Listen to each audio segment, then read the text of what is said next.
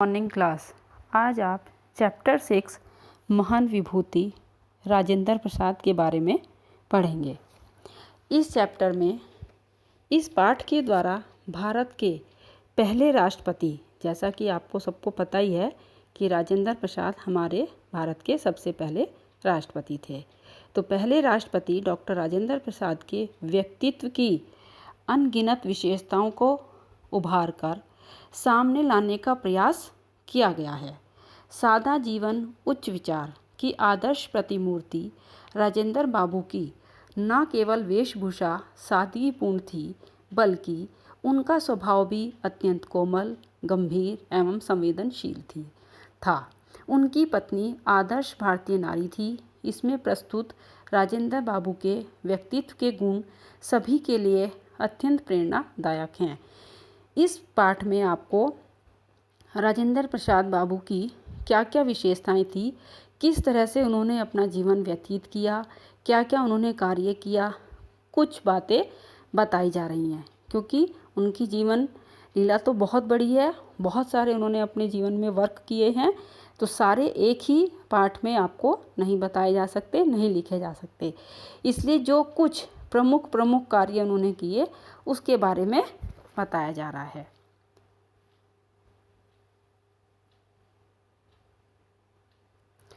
कुछ दैदीप्यमान नक्षत्र इस पृथ्वी पर जब मानव रूप में जन्म लेते हैं तो वे अपने कुल का ही नहीं, समस्त देश का सिर मोर बन जगमगाते हैं। इसका मीनिंग है कुछ दैदीप्यमान मतलब चमकते हुए सितारे, नक्षत्र मतलब सितारे। जो चमकते हुए सितारे होते हैं मतलब जो इतने महान होते हैं, जिनको बहुत कुछ ज्ञान खुद ब खुद होता है और वो बहुत कुछ करना चाहते हैं, इसलिए ज्ञान प्राप्त कर लेते हैं। तो जब चमकते हुए सितारे होते हैं, जब इस पृथ्वी पर जन्म लेते हैं, जब कभी कोई व्यक्ति इस पृथ्वी पर ऐसा आता है तो वे सिर्फ ना ही अपने कुल का यानी कि अपने परिवार का, अपने कुल का नाम ही नहीं रोशन करते, वो पूरे देश का सिर मोर मतलब सितारा, सिर का मुकुट बनकर जगमगाते हैं। मतलब सब उनकी तारीफ करते हैं और वो सबके प्रिय बन जाते हैं, वो ऐसे कार्य करते हैं। हमारे देश के प्रथम राष्ट्रपति राजेंद्र बाबू का व्यक्तित्व ऐसे ही दैदीप्यमान नक्षत्र के समान था, यानी कि उस टाइप के व्यक्ति राजेंद्र प्रसाद भी थे। किसी भी देश का प्रथम नागरिक या राष्ट्र प्रमुख, अब वो जो राष्ट्रपति होता है वो first man of the country होता है, या फिर उसको प्रथम नागरिक और राष्ट्र प्रमुख भी कहते हैं। तो किसी भी देश का प्रथम नागरिक या राष्ट्र प्रमुख अत्यंत त्यागमय और सादा जीवन यापन करने वाला हो सकता है, इसका वे प्रत्यक्ष प्रमाण थे। मतलब कि जो राष्ट्रपति होता है उसके पास इतनी सुख सुविधाएं होती हैं कि वो अपना जीवन बहुत अच्छे से ऐशो आराम के साथ व्यतीत कर सकता है। परंतु डॉक्टर राजेंद्र प्रसाद ऐसे नहीं थे।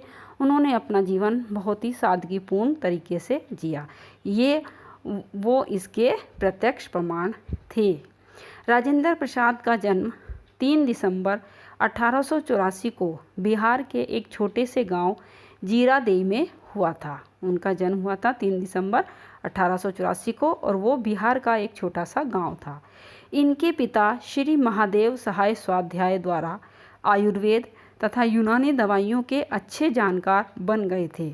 इनके पिता वैसे डॉक्टर नहीं थे, ना उनको कुछ पता था, लेकिन उन्होंने इतना स्वाध्याय किया। स्वाध्याय का मतलब होता है अपने आप पढ़ना, पुस्तकों को पढ़ना।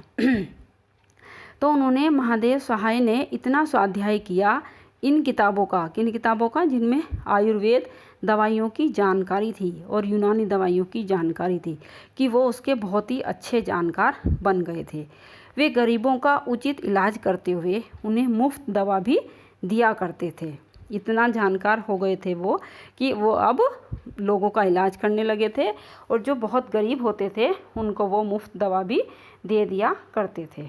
वे फारसी भाषा, कसरत तथा घुड़सवारी में भी प्रवीण थे। प्रवीण मतलब कुशल, परफेक्ट एकदम।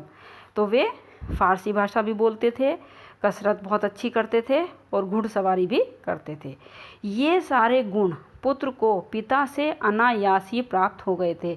अनायास का मतलब कि पता ही नहीं चलता जो गुण हमारे पेरेंट्स में होते हैं वो हमारे अंदर कब आ जाते हैं।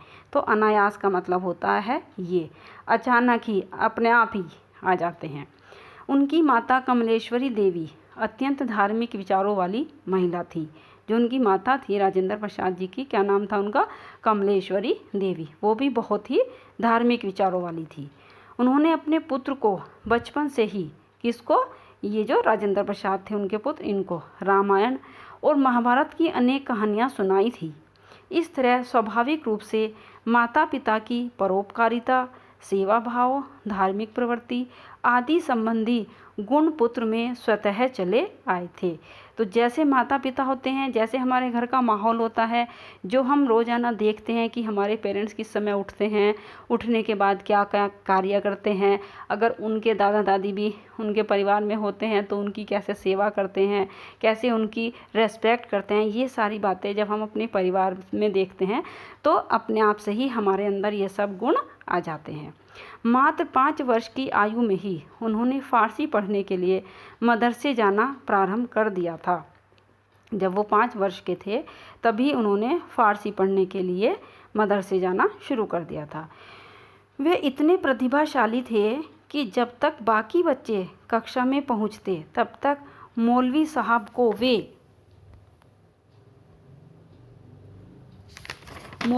को वे पिछले दिन का पढ़ा पाठ सुना चुके होते। यानी कि जब और सारे बच्चे कक्षा में आते थे तब तक वो इतने प्रतिभाशाली थे कि उससे पहले दिन का पढ़ा हुआ सारा काम उनको दिखा देते थे और सारा चैप्टर भी उनको सुना दिया करते थे।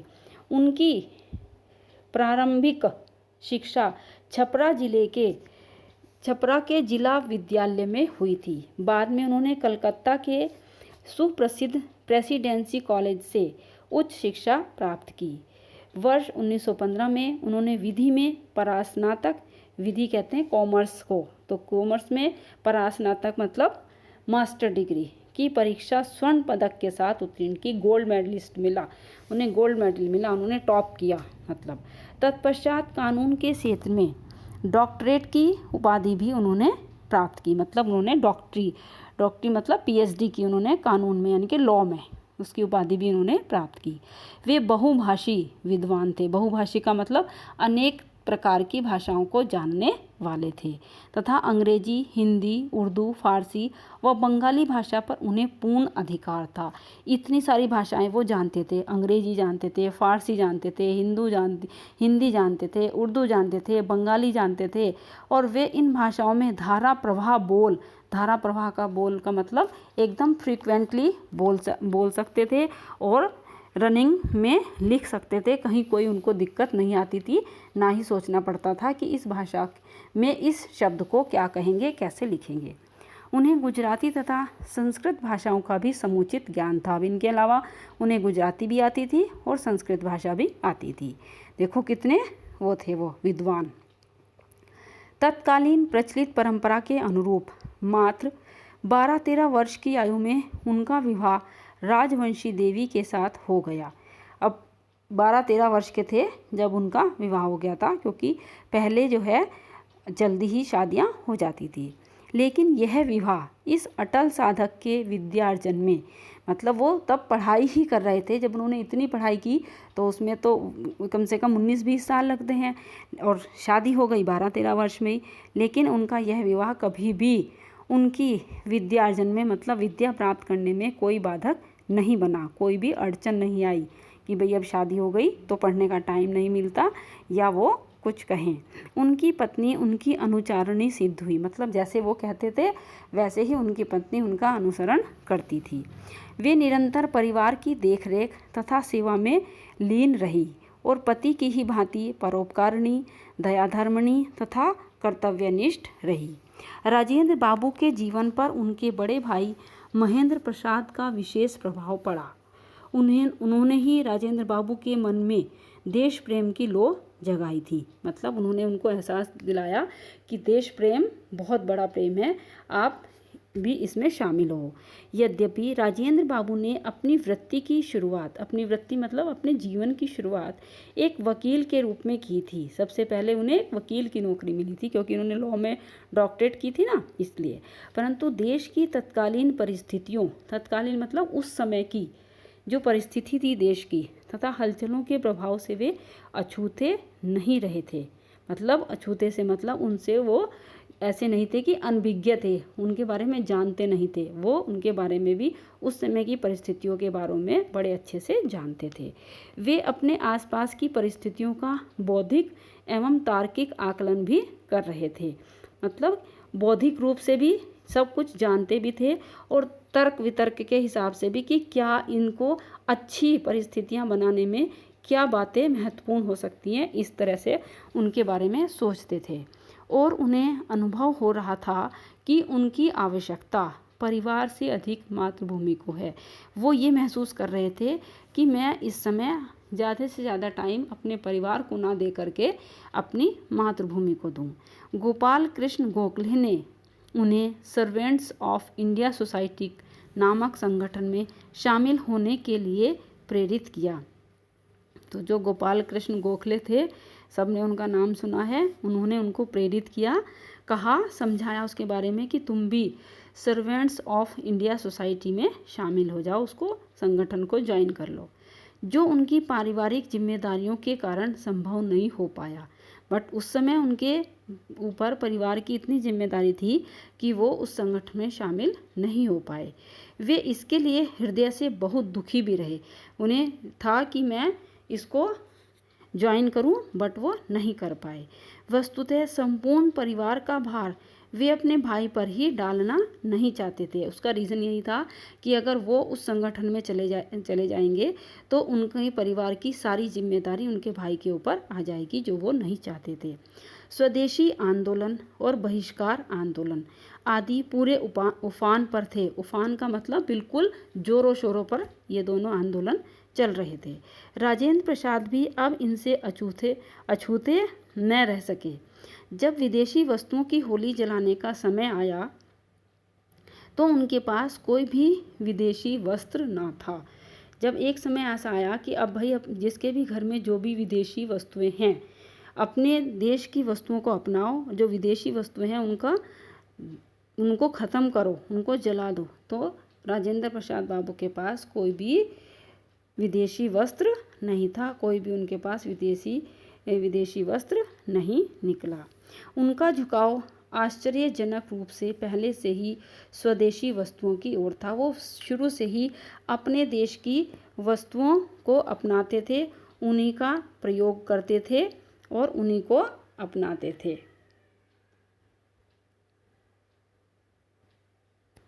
ठीक है।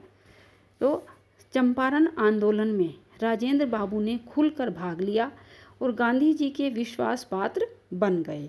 हर समय उनके साथ रहने लगे, उनकी बात मानने लगे, उनका अनुसरण करने लगे, तो इसलिए उनके विश्वास पात्र वो बन गए, मतलब उनके विश्वास के आदमी बन गए। स्वतंत्रता आंदोलन के साथ जुड़कर भी वे सामाजिक समस्याओं के प्रति अपने दायित्वों को नहीं भूले। उन्होंने स्वतंत्रता आंदोलन में भी पूरा सहयोग दिया गांधी जी का और सबका, लेकिन उनके बावजूद भी वो अपने जो उनके दायित्व थे, अपने परिवार की जो जिम्मेदारियां थी, उनको उन्होंने बिल्कुल भी भूला नहीं। उनका भी पूरे तरीके से वो ध्यान रखते थे और पूरा करते थे।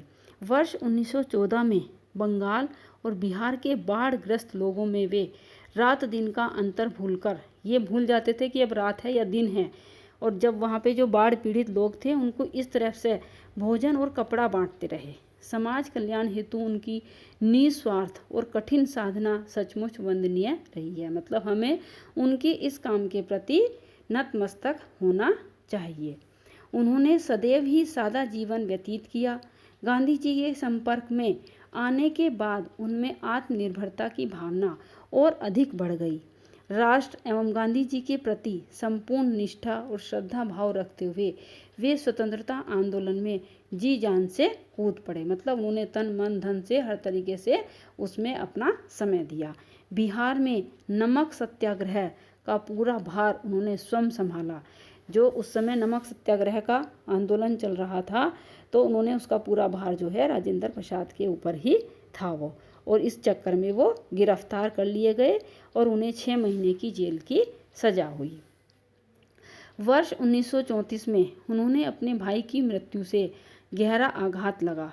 बिल्कुल सही बात है, जब किसी भी अपने ऐसे प्रिय की मृत्यु हो जाती है तो हमें बहुत आघात पहुंचता है, यानी कि चोट लगती है, दिल को बहुत ही दुख होता है।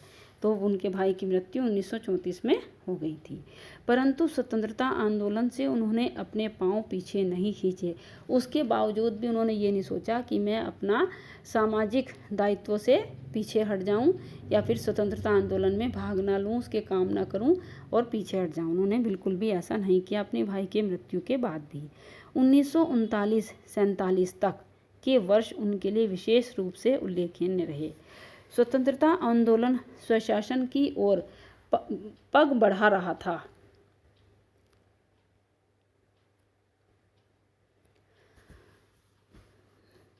विदेशी शासकों के अत्याचार भी बढ़ रहे थे। तो ये 1939-47 से लेकर के विशेष रूप से उनका टाइम ये रहा। उस समय क्या हो रहा था, जो विदेशी शासक थे उनके अत्याचार जो है बहुत ज़ोरों शोरों से बढ़ रहे थे, बहुत ज़्यादा वो अत्याचार हम पर कर रहे थे। और इसी समय एक और गहरी चोट उन्हें पहुंची। वह क्या थी कि जीरादेई में भड़के दंगे, जहाँ पे उनका जन्म हुआ था जीरादेई में, वहीं पर जो है दंगे भड़क गए। यह विभाजन की विडंबना थी। विभाजन मतलब बांट देना, अलग अलग कर देना। तो जो बंटवारा हुआ था उसकी विडंबना थी, जिससे फसाद ने स्वयं ही जन्म ले लिया। फसाद मतलब लड़ाई झगड़ों ने। उनका जन्मस्थान कभी हिंदू मुसलमान सौहार्द का प्रतीक रहा करता था। जीरादेई उनके जन्म स्थान था, तो कभी एक समय ऐसा था कि वहाँ पर हिंदू और मुसलमान इतने प्रेम से रहते थे कि सब उसके बारे में बातें करते थे और सब उसके उदाहरण देते थे। वहाँ दोनों समुदायों द्वारा इकट्ठे होकर दिवाली के दीपक जलाए जाते थे। वहाँ जब दीपावली होती थी तो कुछ पता नहीं चलता था कौन हिंदू है कौन मुसलमान है, सब लोग इकट्ठे होकर के ही दीपक जलाते थे। और मुहर्रम पर ताजिए निकाले जाते थे, पर अब वही स्थान जल रहा था। अब ऐसे वहाँ पर दंगे भड़के हुए थे कि वही जो सौहार्द का प्रतीक माना जाता था वह स्थान जल रहा था। वे बुरी तरह आहत हुए, उन्हें बहुत ज़्यादा चोट पहुँची। उन्होंने वहाँ के समस्त लोगों से अपील की, मतलब रिक्वेस्ट की कि वे विचारों से भिन्न हो सकते हैं, मतलब विचार अलग अलग हो सकते हैं, परंतु इसका अर्थ यह है कदापि नहीं, कदापि का मतलब बिल्कुल भी नहीं, कभी भी नहीं कि वे एक दूसरे का रक्त बहा दें। इसका मतलब ठीक है आपके विचार अलग अलग हैं, नहीं मिलते तो अपनी अपनी जगह शांतिपूर्ण तरीके से रहो, परंतु एक दूसरे का रक्त मत बहाओ, एक दूसरे को मारो मत, काटो मत। अंततः सारे प्रयत्न विफल रहे, परंतु उनकी कोई भी अपील, कोई भी रिक्वेस्ट, कोई भी तरीका, कोई भी बात काम नहीं आई। सब के सब नाकाम हो गए और अखंड भारत का स्वप्न भी खंडित हो गया। वो चाहते थे कि भारत का खंडन ना हो, विभाजन ना हो, परंतु ऐसा नहीं हुआ, उनका वो स्वप्न भी टूट गया। परंतु 15 अगस्त 1947 का दिन स्वतंत्रता प्राप्ति के साथ देश का भाग्य विधाता बन गया। 15 अगस्त 1947 का दिन था जब हमें स्वतंत्रता प्राप्ति हुआ था और वो हमारा भाग्य विधाता था। उससे पूर्व वर्ष 1946 में देश का संविधान बनाने के लिए एक संविधान सभा बनाई गई थी। कोई भी चीज़ हम नया ग्रंथ लिखते हैं और वो ग्रंथ तो ऐसा था जो हमेशा हमेशा के लिए भारत में रहना था, संविधान लिखा जाना था हमारा, तो उसके लिए एक कमेटी बनाई गई जिसके अध्यक्ष पद का दायित्व उन्हें सौंपा गया। देखो कितनी बड़ी उपाधि उन्हें मिली कि जिसका अध्यक्ष जो है डॉक्टर राजेंद्र प्रसाद जी को मिला कि आप इसका अध्यक्ष हैं, आपके अंडर में ये जो पूरी कमेटी बनाई गई है आपके अंडर में ये काम करेगी, आप इनको गाइड करना। जब 1950 ईस्वी में भारत गणतंत्र बना, 1950 में क्या हुआ था, 26 जनवरी 1950 को गणतंत्र बना था, तो वे सर्वसम्मति से देश के प्रथम राष्ट्रपति के रूप में चुने गए। तब उन्होंने क्या किया कि सारे देशवासियों ने मिलकर के अपनी सहमति दी कि इन्हीं को सबसे पहले राष्ट्रपति के रूप में चुना जाना चाहिए। इस महान व्यक्तित्व ने अपने संपूर्ण सेवा काल में राष्ट्रपति भवन का कभी भी निजी कारणों से उपभोग नहीं किया। मतलब जब कोई राष्ट्रपति बन जाता है तो वो राष्ट्रपति भवन में रहता है, परंतु उन्होंने अपने निजी कार्यों के लिए, अपने घर के, अपने परिवार के कार्यों के लिए कभी भी राष्ट्रपति भवन का उपभोग यानी कि इस्तेमाल, प्रयोग नहीं किया। यह उनके महान चरित्र की पराकाष्ठा थी कि उनका कैसा चरित्र था, कितना महान था। ये उनकी कहानी थी कि वे मात्र एक कमरे में रहते थे और अपनी पत्नी के हाथ से बना भोजन ही ग्रहण करते थे, जबकि राष्ट्रपति भवन में कितने कमरे हैं आप सोच सकते हैं। तो आपको पता भी होगा कि उसमें कितने कमरे हैं, फिर भी वो उसके बावजूद भी एक ही कमरे में रहते थे। ना किसी रसोइया से वो अपना खाना बनवाते थे, ना किसी से कोई काम कराते थे, झाड़ू, बर्तन, पोछा, कपड़े धुलवाना, साफ सफाई कराना, कुछ नहीं, और अपनी पत्नी के हाथ का बना ही भोजन खाते थे। ऐसे निस्वार्थ राष्ट्र प्रेमी को शत शत प्रणाम। समस्त राष्ट्र का स्वामी होने के बावजूद, बिल्कुल सही है, राष्ट्रपति तो पूरे देश का स्वामी होता है, वो जो चाहे कर सकता है, जिसे चाहे जो हुक्म दे सकता है। उन्होंने किसी भी विशिष्ट सुख सुविधा का अपने लिए कभी उपयोग नहीं किया। वे स्वयं रेलवे की सामान्य श्रेणी में ही यात्रा करते थे। कभी ये नहीं है कि मैं राष्ट्रपति हूँ, स्पेशल मेरे लिए गाड़ी भेजी जाए, गाड़ी चलाई जाए, मैं गाड़ी से जाऊँगा, जो भी जैसे करते हैं सब लोग, आप देखते ही हैं। जनसंपर्क में रहना, मतलब लोगों के संपर्क में रहना तथा आम लोगों से मुलाकात करना उन्हें बहुत भाता था। उन्हें बहुत अच्छा लगता था जब वो आम लोगों से बातें करते थे, उनकी परेशानियां पूछते थे और बातें करते थे। उनके द्वारा रचित कुछ विशिष्ट पुस्तकों में उनकी आत्मकथा सर्वोपरि है तथा चंपारण में सत्याग्रह, बापू के कदमों में आदि उनकी प्रमुख उल्लेखनीय पुस्तकों में शामिल हैं। वे भारत के एकमात्र ऐसे राष्ट्रपति हैं जो 2 बार राष्ट्रपति चुने गए। वो 2 बार बने राष्ट्रपति और सन 1962 में उन्हें भारत रत्न की उपाधि से सम्मानित किया गया। 1962 में उनको भारत रत्न की उपाधि भी मिली, वो अवार्ड भी उनको मिला, जिसके वे सच्चे अर्थों में हकदार थे। बिल्कुल सही बात है, जब उनका जीवन ऐसा था तो वो असलियत में उसके हकदार थे, उनको वो मिलना ही चाहिए था। 28 फरवरी 1963 को पटना में उनकी यही लीला समाप्त होने के साथ, यही लीला मतलब जीवन लीला, यानी कि उनकी मृत्यु हो गई। यही लीला समाप्त होने के साथ एक महान आत्मा इस संसार से विदा हो गई। 1962 में उन्हें भारत रत्न मिला और वो 1963 में चले गए। तो ये थी आपकी इस चैप्टर की कहानी, इतनी अच्छी, इतनी इंटरेस्टिंग, इतनी दिल को छू लेने वाली कि कोई व्यक्ति ऐसा होता है जिसके बारे में हमें किताबों में पढ़ने को मिलता है। जब हम अपना ऐसा जीवन व्यतीत करते हैं तभी हमारे बारे में लिखा जाता है, हर किसी के बारे में किताबों में नहीं लिखा जाता। अब आता है मौखिक प्रश्न। देश के प्रथम राष्ट्रपति कौन थे? डॉक्टर राजेंद्र प्रसाद। राजेंद्र बाबू के माता पिता का नाम बताइए। महादेव सहाय और कमलेश्वरी देवी। राजेंद्र प्रसाद जी ने किस आयु से मदरसा जाना प्रारंभ कर दिया था? 5 वर्ष की आयु से। अब ये एक पैराग्राफ इन्होंने दिया हुआ है, घ वाला छोड़ दीजिए। अर्थ ग्रहण संबंधी प्रश्न कि राजेंद्र बाबू के जीवन पर उनके बड़े भाई महेंद्र प्रसाद का विशेष प्रभाव पड़ा यहाँ से, और स्वदेशी वस्तुओं की ओर था। इसमें से इन्होंने कुछ प्रश्न दिए हैं जिनके आंसर हमें देखने हैं, खोजने हैं इसमें से। तो सबसे पहला प्रश्न है, राजेंद्र बाबू के मन में देश प्रेम की लौ किसने जगाई? किसने जगाई थी? उनके बड़े भाई महेंद्र प्रसाद ने। फिर है, गोपाल कृष्ण गोखले ने उन्हें किस लिए प्रेरित किया था? गोपाल कृष्ण गोखले ने उन्हें प्रेरित किया था उस वाली सोसाइटी में, वो संगठन में, सर्वेंट्स ऑफ इंडिया सोसाइटी में शामिल होने के लिए प्रेरित किया था। फिर है, वे सर्वेंट्स ऑफ इंडिया सोसाइटी में क्यों शामिल नहीं हो पाए थे? क्योंकि अपनी पारिवारिक जिम्मेदारियों के कारण वो उसमें शामिल नहीं हो पाए थे। पूरा आंसर लिखना है, आधा नहीं, कि वे सर्वेंट्स ऑफ इंडिया सोसाइटी में पारिवारिक जिम्मेदारियों के कारण शामिल नहीं हो पाए। ये उन्होंने अपनी जीवन वृत्ति की शुरुआत किस रूप में की? उन्होंने अपनी जीवन वृत्ति की शुरुआत एक वकील के रूप में की। कौन से दो आंदोलन उस समय उफान पर थे? स्वदेशी आंदोलन और बहिष्कार आंदोलन उस समय उफान पर थे। तो ये हुए इसके मौखिक प्रश्न और अर्थ ग्रहण संबंधी प्रश्न। आप इसके शब्द अर्थ भी सारे अपने नोटबुक में लिख लेना।